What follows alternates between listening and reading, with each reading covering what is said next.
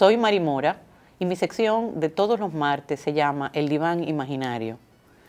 Es una sección que trata sobre temas psicológicos que aborda la realidad de hoy.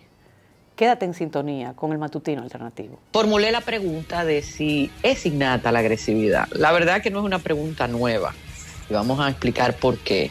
Pero ahora que la violencia prolifera por todos lados en forma de matanzas, guerra, drones llamados kamikazes, que destruyeron ayer y todos estos días ciudades ucranianas, entre ellas su capital Kiev, incidentes entre personas que aquí se da cuenta de ello, discusiones, conflictos. Mucha gente se pregunta si ahora somos más agresivos que antes y a qué se debe que el ser humano sea violento.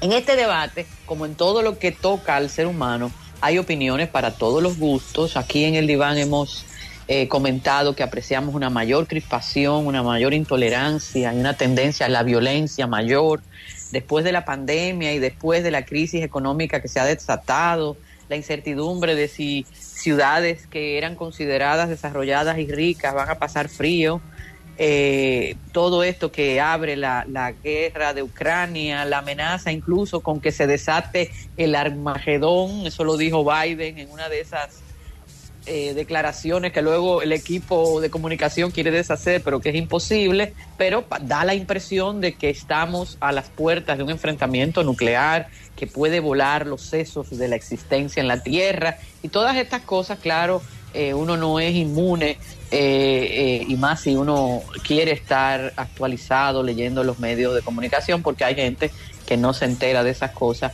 y yo, la verdad, Carmen, estoy empezando a envidiarles. La pregunta de si la violencia o la agresividad es consustancial, es innata en el ser humano, o que por el contrario somos bondadosos, como tú decías ahorita, y es el medio ambiente el que nos corrompe, ha estado en el debate, sobre todo filosófico, al menos desde el siglo XVII, con dos figuras cimeras de todo lo que podríamos llamar la filosofía política. La pregunta sigue siendo la siguiente: ¿la violencia humana viene dada por nuestro recorrido evolutivo y no podemos, por lo tanto, escapar de ella? ¿O más bien nos hace violentos el ambiente en el cual vivimos? Es un debate que fue protagonizado, Carmen, en el siglo XVII por Thomas Hobbes y su obra Leviatán, donde sostenía que somos violentos por naturaleza y que por lo tanto teníamos que construir una autoridad que refrenara esos instintos naturales. Y por el otro lado estaba Jean-Jacques Rousseau, que argumentaba que el hombre tiene una naturaleza bondadosa que con el paso de los años la sociedad va corrompiendo. Yo lo que me gustaría decirle a Rousseau, bueno, porque la sociedad está hecha de personas también. Su utopía se enmarcó en un libro muy hermoso que se llama El Emilio, donde él sueña con un niño que nace protegido de todo eso que lo va maleando con el paso del tiempo. A pesar de que tenemos kilómetros de distancia con respecto al siglo XVII, no te creas, Carmen, que la dicotomía o que el debate tiene una certeza, aunque hoy vamos a comentar lo que desde la neurociencia, en específico la neurobiología, se está diciendo. Desde el 1974 existen estudios que ligan la agresividad de las personas con un área de nuestro cerebro que se llama el sistema límbico y los lóbulos frontales. Eso se sabe hace mucho tiempo y se sabe que ahí está la ira y todo eso. Pero más recientemente, un destacado investigador que se dedica a este tema de la neurobiología, David Chester, en la Virginia Commonwealth University de Estados Unidos, saca una serie de hallazgos que son los que yo quiero poner sobre la mesa porque agregan al debate que antes era, digamos, especulativo, instintivo, intelectual, cuando hablamos del siglo XVII, e incluso desde los hallazgos del propio Freud, que buscó un camino intermedio en este debate de decir, bueno, tenemos innatamente una tendencia hacia la agresividad, pero gracias a la socialización se construye un freno cultural que se materializa en el super yo, decía él, ¿no? Pero Chester opina que para reducir la violencia primero hay que intentar entenderlo, y él lo hace queriendo encontrar la manera entonces de aunque se oiga mal, manipular y transformar, y entiende que la agresividad es un comportamiento social complejo, que tiene múltiples factores, que hay entre ellos factores genéticos. De hecho hay estudios, Carmen, bastante solventes de que se hereda cierta tendencia en los antisociales, incluso hasta en la psicopatía se habla de eso, pero advierte muy sabiamente este investigador, que además está en el área de la psicología social, aunque parta de la neurobiología, dice que la biología no es destino y por lo tanto, añadiría yo, existe un cierto margen para la elección y para la voluntad de los seres humanos. Pero bueno, vamos a comentar ese experimento que ha hecho David Chester. Lo primero es que fíjate que él escoge 68 estudiantes universitarios, una muestra muy pequeña para las generalizaciones que él pretende hacer, pero bueno, él coge esos 68 estudiantes, fueron colocados en un escáner de resonancia magnética, mientras ellos elegían repetidamente hasta qué punto lastimaban físicamente a alguien que los había provocado o que a lo mejor no los había provocado, que por motus propios, por lo tanto, tú decidías agredirlo. Mientras en ese estudio se tomaban estas decisiones sobre qué tan agresivo ser el individuo, ¿verdad?, los que formaron parte de la muestra, ese escáner de resonancia magnética midió qué tan activas estaban las diferentes partes del cerebro.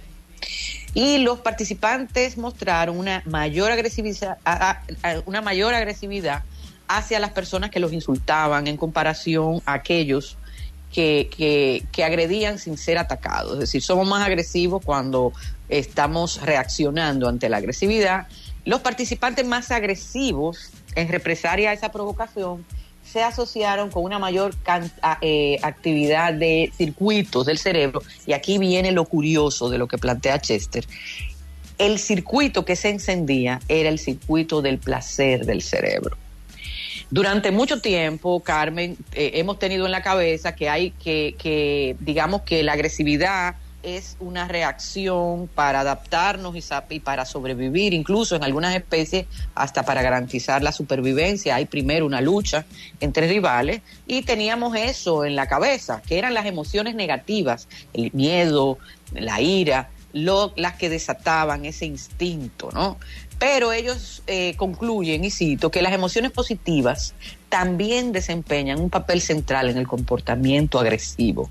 La agresión puede sentirse bien, y esa recompensa hedónica, o sea, placentera, es una fuerza motivadora realmente poderosa para tu agredir. Y ahí la cosa, Carmen, se nos complica mucho, porque puede haber lo que él llama una dulce venganza, es decir, reaccionar ante una posible agresión de la manera más terrible posible puede ocasionarle al ser humano un placer increíble que lo haga repetir posteriormente su comportamiento, porque si estamos en el circuito cerebral del placer, estamos en el mismo circuito donde se producen las adicciones también.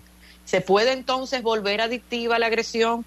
En fin, se abren, Carmen, muchas interrogantes, pero no sé si tú te extrañas. Yo conozco gente que de verdad se siente muy feliz cuando puede vengarse de alguna manera, y hay agresiones que no necesariamente son físicas, porque el ser humano a través de la cultura ha sofisticado la forma. Tú hablabas de cómo son atacados los políticos. Bueno, por lo menos eso saben que se arriesgan a tener detractores y también fanáticos o personas afectas, ¿no? Pero hay veces que uno está en un área en donde no espera ese tipo de reacciones, como puede ser el área académica, el área profesional o incluso tus roles familiares, y encontrarte con las mismas reacciones salvajes cuando lo que uno ve en juego no parece tan goloso. Entonces Chester pone en el tapete que no solamente tenemos esa capacidad de agredir de manera innata, es decir, en nuestra constitución biológica, en nuestro amueblamiento y nuestra dinámica cerebral, sino que además esa agresividad puede producir un placer enorme. Si me voy un poquito, Carmen, atrás, yo decía en mi charla en INTEC el otro día que los que le enrostran a Freud, que era poco científico, no le reconocen el hecho de que sus trabajos vinieron mucho después de que él dominara todo el saber que en ese momento existía sobre la neurología. que no era que el hombre se puso a filosofar por su parte, ¿no? Aunque sean cuestionables a veces sus métodos. Pero Freud planteó en un libro exquisito, que yo creo que tiene mucha actualidad todavía en su lectura sobre la humanidad, el malestar de la cultura. Él reconocía la existencia de tendencias agresivas que eran como parte de esa energía libidinal que está en el mismo sitio donde está el principio del placer. Y señala que el ser humano tiene tendencias innatas que lo conducen a agredir a los demás, que lo conducen a su propia agresión y que digamos que pueden ser fortalecidas o controladas por esa cultura. Y cito a Freud diciendo: el hombre no es una criatura tierna y necesitada de amor que solo osará defenderse si se le ataca, sino por el contrario, un ser entre cuyas disposiciones instintivas también debe incluirse una buena porción de agresividad. La verdad que Freud rescata a Hobbes, porque Freud, además de ser médico, tenía una base filosófica muy firme, y tú sabes que yo he dicho muchas veces que no es buena esa separación en lore de la ciencia de nuestra ciencia madre, que es la filosofía para la psicología, ¿no? Entonces, si yo le tomo la palabra a lo que dice Chester y a lo que dice Freud en esa visión, si tú quieres, hobbesiana, que llega a su paroxismo en una película, Carmen, del año 1999, que se llamó Fight Club, o el Club de la Lucha, claro, que fue muy paradigmática, que hoy en día es parte del culto de ciertos cinéfilos. Entonces uno diría, wow, si es la cultura la encargada, la sociedad la encargada de regular, ¿qué pasa cuando la autoridad está deteriorada y nos ha fallado el mecanismo que Hobbes decía que era el probable?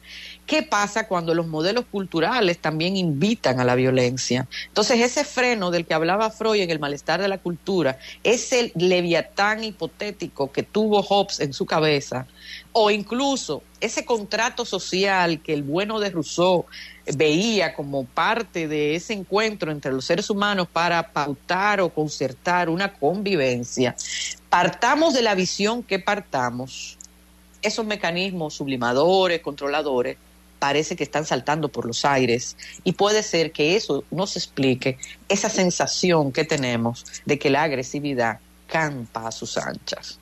Puesto los argumentos en la mesa, Carmen, me llevo las manos en la cabeza y espero las reacciones. Gracias por acompañarnos en el Diván de Mari Mora. Síguenos en nuestras redes sociales y en nuestro canal de YouTube.